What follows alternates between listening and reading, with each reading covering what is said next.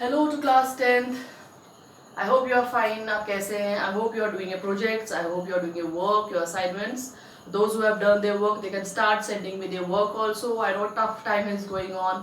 एक तरफा पढ़ाई हो रही है, मज़ा भी इतना नहीं आ रहा होगा आपको, लेकिन कभी कभी लाइफ में कुछ चैलेंजेस आते हैं, उनको एक्सेप्ट कर लेना चाहिए. तो ये तो कुछ समय तक और चलने वाला है. सो फोकस कीजिए. You have board this time, right? So we are doing lesson number 6, and probably today we are going to finish the topic. The chapter is very easy. It was land, and today we will be doing lesson number 6 ka last part, that is factors affecting productivity of land. We will be doing factors affecting productivity of land. So basically what we'll be doing here is this, that we'll read about the we'll be talking about factors जो affect करते हैं productivity of land की. So before moving forward,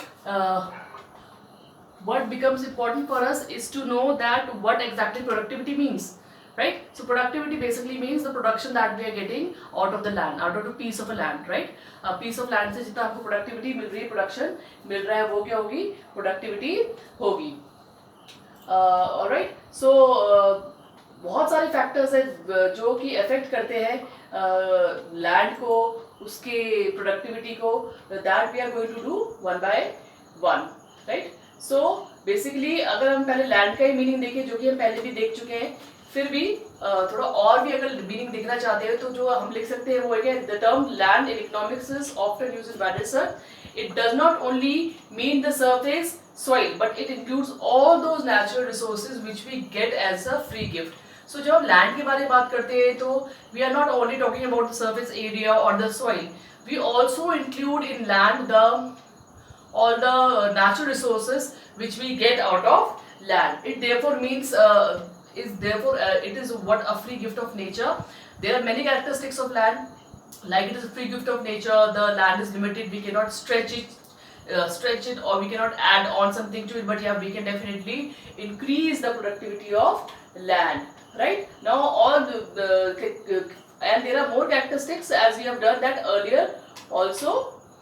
Now today we will be doing that how land की जो productivity हम कैसे उसको increase कर सकते हैं. Today we are going to read that.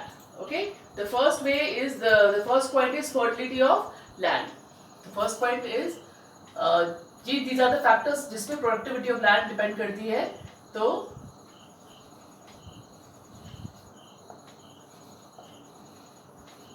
fertility of land. The productivity of land is determined by its natural qualities. ठीक है, अब जो productivity है, productivity depends upon natural quality of land.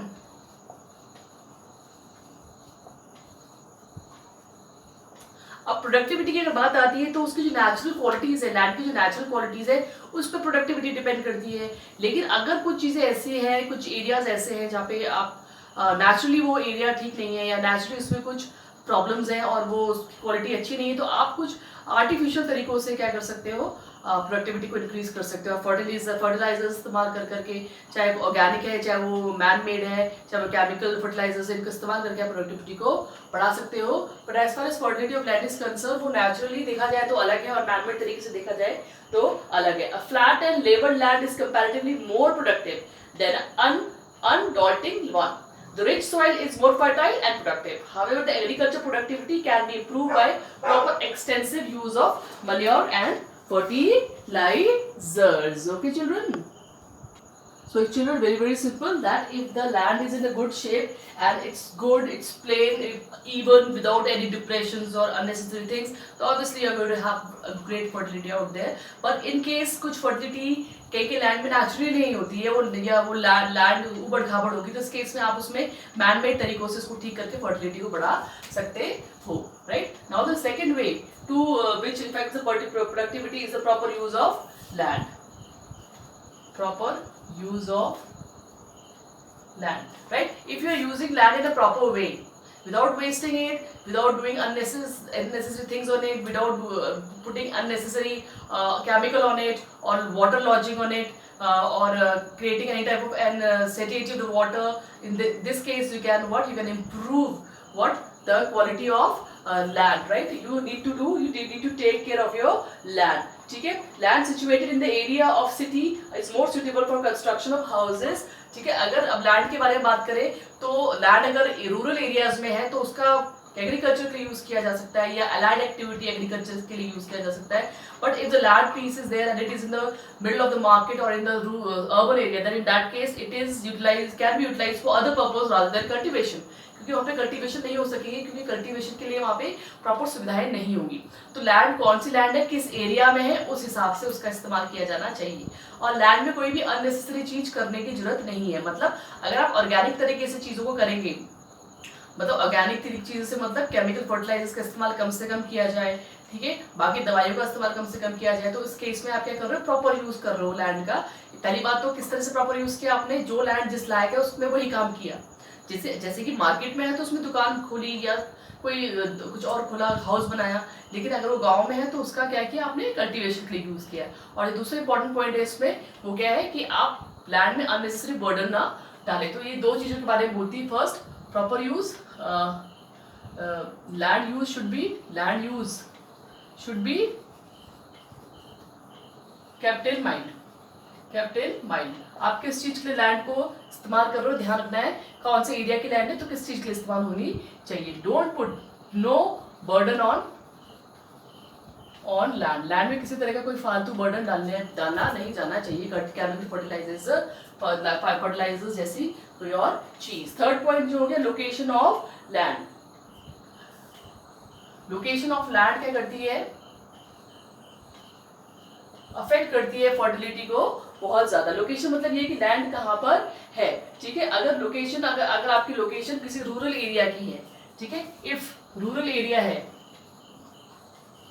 तो उसके यूज अलग किस्म के होंगे. मतलब वो फिर गांव में है तो उसका कल्टीवेशन में यूज होगा. Can be use for cultivation,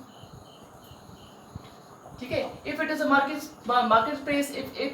market place, then it can be used for shop or anything else or etc anything else, ठीक है? तो किस तरह की लोकेशन है उस तरह का काम उस पर किया जाना चाहिए. ऐसा नहीं है कि मार्केट में है तो आप वहाँ पे खेती करने लगे, क्योंकि ऐसा पॉसिबल ही नहीं है. क्योंकि मार्केट में you don't get proper facilities, you will not get tractor, you will not get fertilizers, you will not get water, sufficient water for it. दूसरा इंपॉर्टेंट बात यह है कि लोकेशन क्या है लैंड की, उस हिसाब से उसका इस्तेमाल किया जाना चाहिए, ठीक है? Improvements on land. फोर्थ क्या है, improvements on land. Now what does it says, it says कि लैंड में अगर इतनी ताकत नहीं है या फर्टिलिटी नहीं है तो उसमें हम इम्प्रूवमेंट्स कर सकते हैं.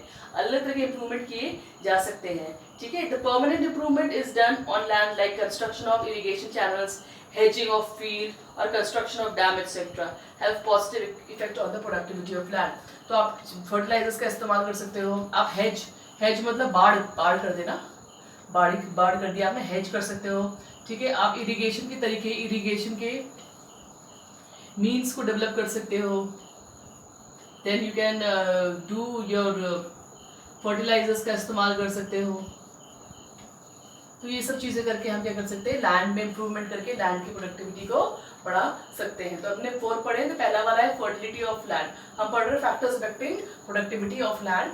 कौन से ऐसे फैक्टर्स हैं जो प्रोडक्टिविटी ऑफ लैंड को अफेक्ट करते हैं? तो पहला है फर्टिलिटी ऑफ लैंड. लैंड की फर्टिलिटी ज़्यादा है तो आपका ज़्यादा प्रोडक्शन होगा, फर्टिलिटी कम है तो कम प्रोडक्शन होगा.